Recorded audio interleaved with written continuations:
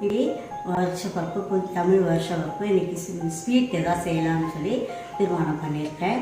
அதுக்கு பாயசத்தை இன்றைக்கி செய்யலான்னு ஆரம்பிக்கலாமா.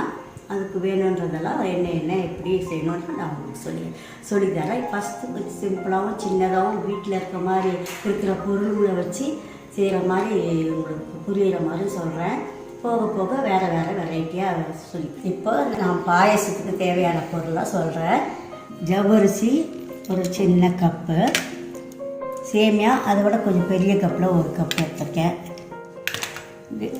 பால் ஒரு கப்பு, சுகர் ஒரு கப்பு, சர்க்கரை, முந்திரி பருப்பு ஒரு 10-15 இது எடுத்திருக்கேன், திராட்சை கொஞ்சம் கூடவே வச்சுருக்கேன், அதை விட கூடவே வச்சுருக்கேன், ஒரு அரை கப் எடுத்திருக்கேன், ஏலக்காய் ஒரு 10 எடுத்திருக்கேன், ஒரு துளி ஒரு பிஞ்சுன்னு சொல்லுவாங்க, இல்லைன்னா ஒரு சிட்டிக்கை சொல்லுவாங்க, அவ்வளோ உப்பு.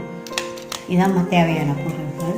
தண்ணி வந்து 5 கப்பு 6 கப்பு கூட ஊற்றலாம். 6 கப்பு தண்ணி ஒரு பாத்திரத்தில் கொஞ்சம் பெரிய பாத்திரமாக வச்சுக்கோங்க. அதில் காய்ச்சணும், சூட்டு நல்லா சுட்டு கொதிக்கிற அளவுக்கு வரணும். அதுக்காக முதல்ல அதை வச்சுட்டேன். இந்த பக்கம் ஒரு வானல் வச்சு இந்த ஜவ்வரிசியை போட்டு வெறும் கடையில் வறுக்கணும். நல்லா லேசாக ஒரு 5 நிமிஷம் லேசாக அப்படி கரட்டி வச்சிங்கன்னா போதும். நல்லா வறுத்து வந்துடுச்சு பாருங்கள், வறுந்துடுச்சு. இந்த தண்ணி கொதிக்கிறதுக்குள்ளே நம்ம இந்த வறுக்கிற பொருளாக ஒன்றா வறுத்து வச்சுட்டோம்னா நம்மளுக்கு ஈஸியாக இருக்கும், டைம் சேவ் பண்ணலாம். பாருங்கள், இப்போ இது முதல்ல வந்து ஜவ்வரிசி வெறும் கடாயில் வறுத்து வச்சுருக்கேன். இப்போ நெய் போட்டு முந்திரி திராட்சை சேமியா எல்லாம் வறுத்த போகிறோம்.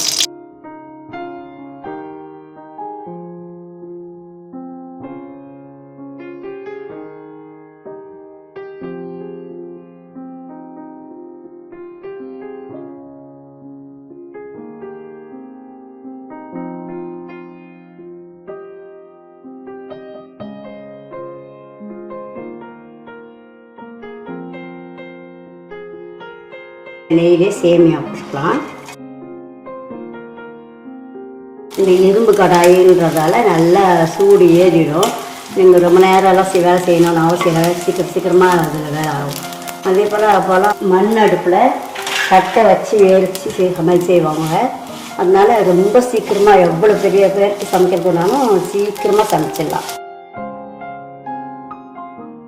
இது பாருங்கள், போதும். இந்த ஆஃப் பண்ணிடுறேன், அடுப்பு ஆஃப் பண்ணிட்டேன். இந்த கடாயோட சூட்டிலே இன்னும் நல்லா செவந்து கழுவாமல் செவக்கணும்னா கொஞ்சம் சூடாக இருக்கும்போதே ஆஃப் பண்ணணும்.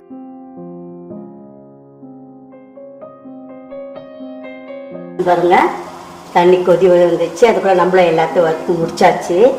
இந்த ஏலக்காய் மாத்திரம் கொஞ்சம் சுகர் சர்க்கரை போட்டு இதோடைய மிக்சியில் நைஸாக அரைச்சிக்கலாம், கடைசியாக செஞ்சுக்கலாம். இப்போ இந்த தண்ணிக்கு சூடு ஏறிச்சு. இந்த வறுத்து வச்ச இந்த ஜவ்வரிசியை அதில் போட்டுக்கலாம்.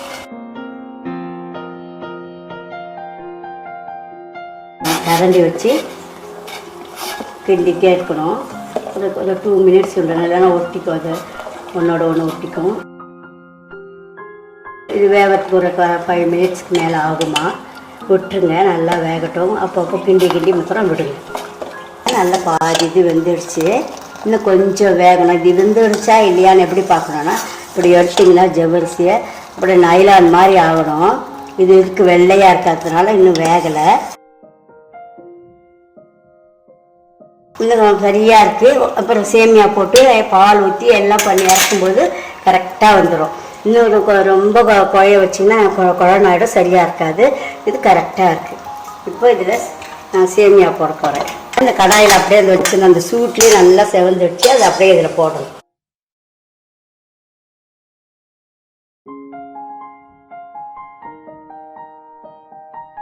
போட்டு நல்லா கிண்டிட்டு ஒரு 2 மினிட்ஸ் வருது. சேமியா சீக்கிரம் வந்துடும். ஜவ்வரிசி மாதிரி டைம் ஆகாது. ஜவ்வரிசி வைக்கிறது டைம் ஆகும், சேமியா வேகிறதுக்கு டைம் ஆகாது, நேரம் ஆகாது. ஒரு 5 நிமிஷத்துலேயே வந்துடும். இப்போ சேமியா வந்த உடனே இந்த பாருங்க, ஒரு துளி, ரொம்ப போடக்கூடாது, துளி உப்பு போடணும். அப்போ தான் அது வந்து டேஸ்ட்டு நல்லா இருக்கும்.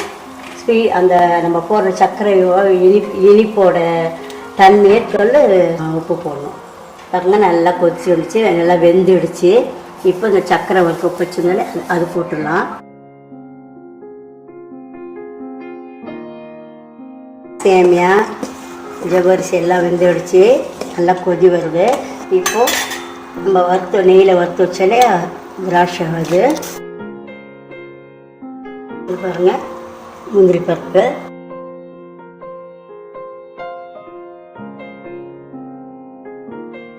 இப்போ கடைசியாக அது பாலையும் ஊற்றிட்டு ஆஃப் பண்ணிவிடுங்க. காய்ச்சி ஆற வச்ச பால், அதனால ஒன்றும் ஆகாது. நீங்கள் இந்த சூட்லேயே ஊற்றினீங்கன்னா போதும். அந்த ஊற்றி கிண்டி ஆஃப் பண்ணிவிடுங்க, அவ்வளோதான். அந்த ஏலக்காவை இந்த பாருங்க மிக்சியில் சர்க்கரை கொஞ்சம் போட்டு இந்த ஏலக்காய் 5-6 வச்சுருந்தாலே அதை தூள் பண்ணி வச்சுருக்கேன், அதை போட்டு.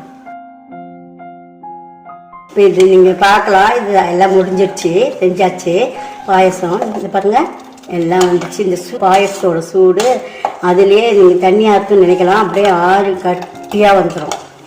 அதனால தான் நிறைய தண்ணி வச்சேன். தண்ணி நிறைய தான் வைக்கணும், இல்லை பால் எவ்வளோன்னு நம்ம இஷ்டம். நாங்கள் 1 கப் போட்டிருக்கேன், நீங்கள் இன்னொரு கப்பு சேர்த்துக்கலாம். பால் நிறைய விருப்பப்படுறவங்க நிறைய சேர்த்துக்கலாம். இது திக்காக நல்லா ஆகிடும். ஆறினவுடனே நல்லா கெட்டி போட்டுடும், திக்கு கொடுத்துரும். இது பாருங்கள் பாயசம் ரெடி ஆயிடுச்சு. நன்றி.